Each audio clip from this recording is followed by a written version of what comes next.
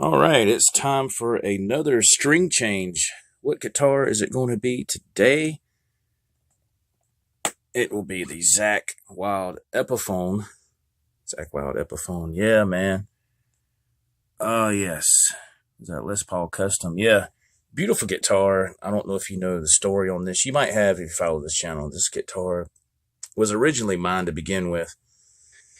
And I traded it to my son some years ago for a guitar he had, and sometimes we trade back and forth, but it's time for a string change. It's in desperate need of a string change. Also, these also have the EMG, was that HZs, I think?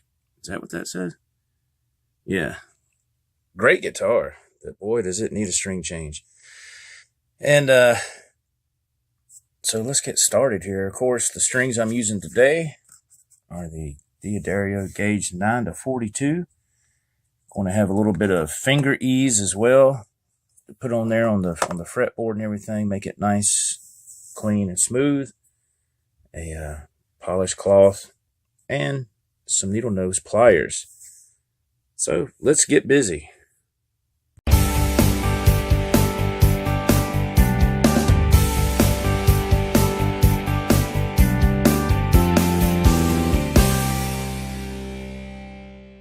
All right, we've got the strings. The slack is pretty good in them. Let's see if we can do this here. Ah, there's one. All right, man. Cool. Yeah, these strings have been on here for a long time. You know, you can just tell by putting your hands on them and stuff, you know. And the fretboard is in decent need of a cleaning too. You can see it's got that gunk and stuff, which, you know, is okay to a degree, I guess, but I think it looks cool on a maple fretboard, but not quite sure about a ebony or rosewood, whatever this is. I don't know.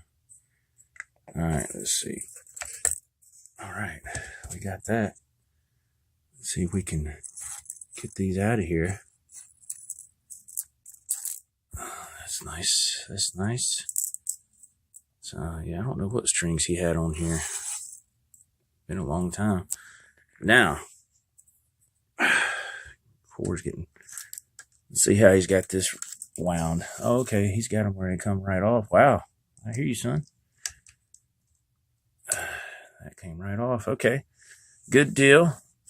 Now, let's get our excess out of the way, just in case. Okay, this stuff here, ooh, these strings feel nasty. Man, this stuff here is pretty cool. Had this for years. And it don't take much. It don't take much at all.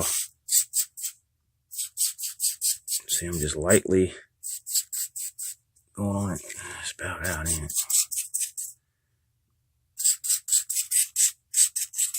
You don't want to overkill it, you know.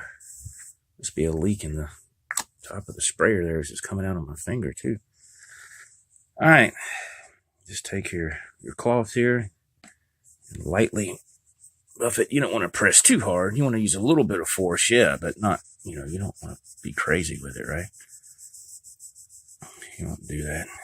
A lot of people will use like lemon oil and stuff like that, which is cool. You know, it all depends on personal preference. You know, whatever you want to use. It's no big deal. So some of that, sorry about the camera work there. I'm trying to see if some of this gunk's going to come out. Some of it is. So I'll flip it over. And let's, now's the time to get the body nice and clean. You know, all that dust always seems to settle under the strings and right here at your components. All that stuff. This right here too is the thing that really aggravating for me when you look at a headstock and it's real dusty, and I'm guilty of that. You know, if a guitar the strings haven't been changed for a long time, you know, it's like, oh God, wait, that's awful. You know, right here in the nooks and crannies, the nether regions. Yeah, so that fretboard looks good now. It's nice and shiny. It's pretty cool. I mean, this is really supposed to be used where you put on your strings and all that, but you can do the fingerboard too. It doesn't hurt nothing. It doesn't hurt anything at all. Not a thing. Let's see if we can get this shined up a little bit right here. Oh, yeah. That looks a lot better. One more pass. And now let's put some strings on, man. All right. And, of course, I'm using the D'Addario XL, what was that, 120? Gauge 9 to 42. That's what I've used for a long time. Long time. And I've said this before, but also what I like about these strings, man, you can see they're color-coded there, right? It shows, silver for your first string, purple for the second, green for the G. Pretty cool. Green for G. Black is your D, red is your A, and brass is the low E. And I just took them out of the pack. So let's see. I mean, I'm just saying, of course, after a while, you know what goes with what. I've said this before, but especially if you're a beginner player and you're just, you're not quite sure. Now, you can see I've untangled them, I guess. And looks like they come in groups of 2, which is pretty cool. So here we go. Low, middle, and high strings. So let's get started. Real quick, I went ahead and put the low E in here and ran it through. And what I always like to do is when I put the string through, you can see what I did is I took my needle nose and I put a kink in it. I just took it and went, put a kink in it. So that way, you pull it this way, it helps you wind it up. You know what I mean? It doesn't slip. So hang on just a second. Let me get this started because I'm holding the phone and show you what I'm talking about. Okay, we got the low E in there. Like that right there. Now, when I start getting to the thinner strings, instead of trying to put a kink in it and stuff, I know this is going to sound crazy, but this is just how I've always done it. And it just locks everything in. Kind of like I guess my way of a locking tuner scenario. All right, I've ran the A string through the post, right? And what I usually do is I come back around. It's going to be hard with one hand. And run it back through again right here. Hang on just 1 second. Okay. Sorry about that. And so I ran it through and I run it back through again through the hole right there. And I just take my needle nose and I pull it. Oop, not the whole guitar. Pull it and it locks that into place, right? So there you go. Now you can just cut this excess off and start rapping. You don't have to worry about having to hold the string or nothing like that. It's not going anywhere. It's not going anywhere. Okay, see what I'm saying? Make sure it's in the nut properly. Just go ahead and start wrapping it, man. And there you go. Now, I will be honest, it is kind of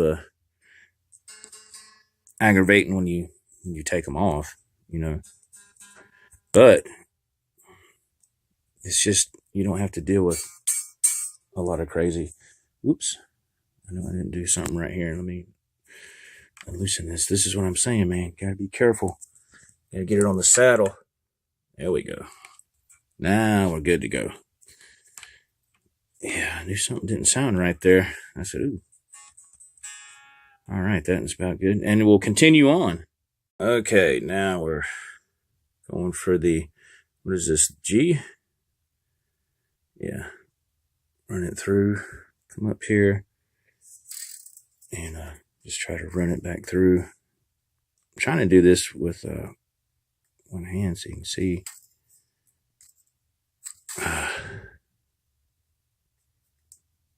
There you go. See, it ran back through right there. Just pull it. I've been doing this for years like this. Never had a problem. Some people, everybody has their own way of doing strings, putting them on.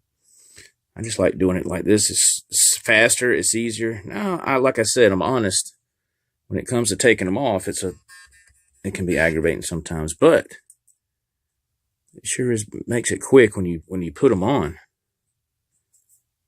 You take your excess right here. There you go. Nice and pretty.